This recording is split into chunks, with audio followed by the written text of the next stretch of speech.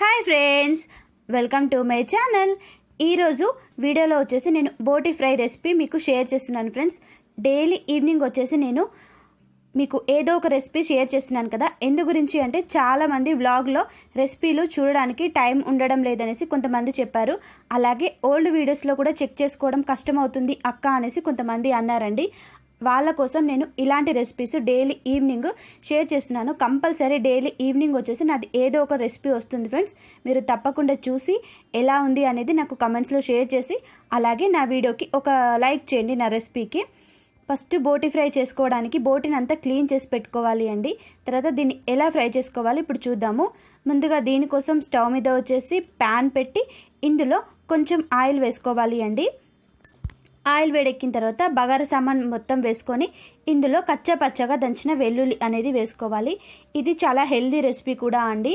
మనం ఊకి చికెన్ తింటే చాలా వేడవుతుంది. కాకపోతే బోటి 15 డేస్కి ఒకసారి, వారానికి ఒకసారి తిన్నా పర్లేదు అండి, చాలా మంచిది కూడా. తర్వాత ఇందులో కట్ చేసి పెట్టిన ఉల్లిపాయ ముక్కలు కూడా వేసుకోవాలి అండి. కాకపోతే బోటి క్లీనింగ్ అనేది కరెక్ట్గా ఉండాలి ఫ్రెండ్స్. నేను బోటి క్లీనింగ్ అనేది ఆల్రెడీ నా వీడియోలో షేర్ చేశాను. ఎలా క్లీన్ చేసుకుంటే దీనిపైన ఉన్న తోలు ఇంకా నీచు స్మెల్ అనేది పోతుంది అనేది నేను ఒక వ్లాగ్లో కంప్లీట్గా మీకు చెప్పాను. మీరు కావాలంటే నా ఓల్డ్ వీడియోస్ చెక్ చేసుకోండి ఫ్రెండ్స్. మీకు అలా ఇబ్బందిగా అనిపిస్తే నేను మళ్ళీ ఎప్పుడైనా బోటి క్లీనింగ్ సపరేట్గా ఒక వీడియో తీసి పెడతానండి. ఇలా వ్లాగ్ లాగా కాకుండా రెసిపీ లాగా పెడతాను. ఓకేనా ఫ్రెండ్స్.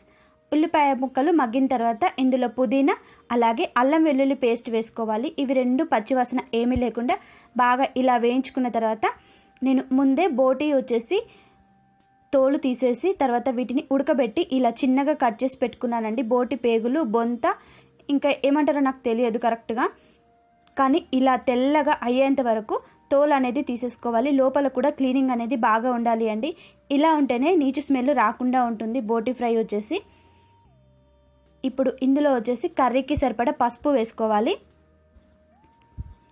ఇలా పసుపు వేసి కలుపుకున్న తర్వాత ఇందులో ఇప్పుడు మనం రెడీ చేసి పెట్టుకున్న ఈ బోటి పేగులను, బొంతను వేసుకోవాలి అండి. చిన్నగా కట్ చేసుకుంటేనే తొందరగా ఫ్రై అవుతాయి ఫ్రెండ్స్. ఇది మనకు సైడ్ డిష్గా సూపర్గా పనికొస్తుంది అండి. మీరు పప్పుచారు చేసుకున్నా కూడా సైడ్ డిష్గా బాగుంటుంది. లేకుంటే మా అమ్మ చేసినట్టు బోటి దప్పడం పెట్టుకోండి అండి, చాలా బాగుంటుంది. అలా కూడా ఈ బోటిని అంతా కూడా ఇప్పుడు బాగా కలిసేలాగా కలుపుకోవాలి అండి. ఈ పోపు అంతా దీనికి పట్టేలాగా కలుపుకొని సిమ్లో పెట్టుకొని స్టవ్ అనేది మూత పెట్టుకొని ఫ్రై చేసుకోవాలి ఫ్రెండ్స్. హైలో పెట్టారనుకోండి మొత్తం మాడిపోతాయి.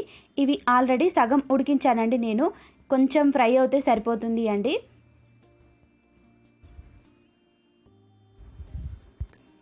మీకు బోటి క్లీనింగ్ వచ్చేసి నా ఓల్డ్ వీడియోస్లో ఉంది ఫ్రెండ్స్, చెక్ చేయండి కావాలంటే.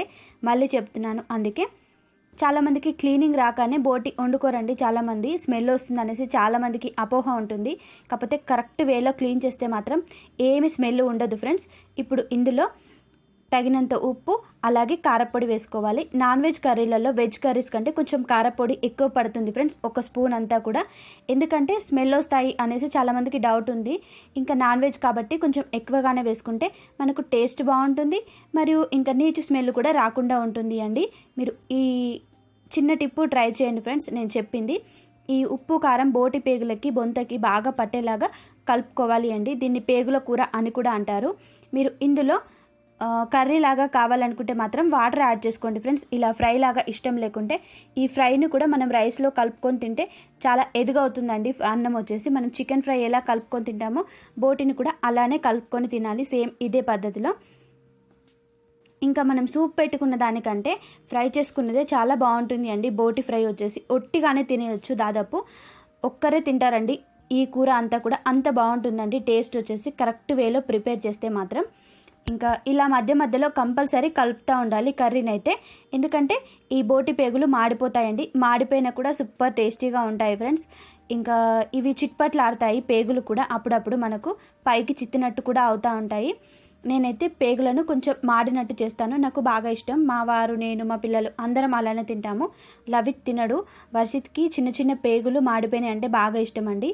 ఇంకా లాస్ట్లో కొంచెం కొత్తిమీర అలాగే ధనియాల పొడి వేసి సర్వ్ చేసుకుంటే మన బోటి ఫ్రై రెడీ అవుతుంది. ఇది చపాతీలోకి, బియ్యపు రొట్టెలోకి, అన్నంలోకి, దేంట్లోకైనా సర్వ్ చేసుకోవచ్చు. ఇంకా సైడ్ డిష్గా కూడా బాగుంటుంది అండి. మీకు ఈ రెసిపీ నచ్చితే లైక్ చేయడం మాత్రం మర్చిపోవద్దు ఫ్రెండ్స్, ఓకేనా? మళ్ళీ సరికొత్త వీడియోతో మళ్ళీ కలుద్దాం. అంతవరకు బాయ్, టేక్ కేర్ ఫ్రెండ్స్.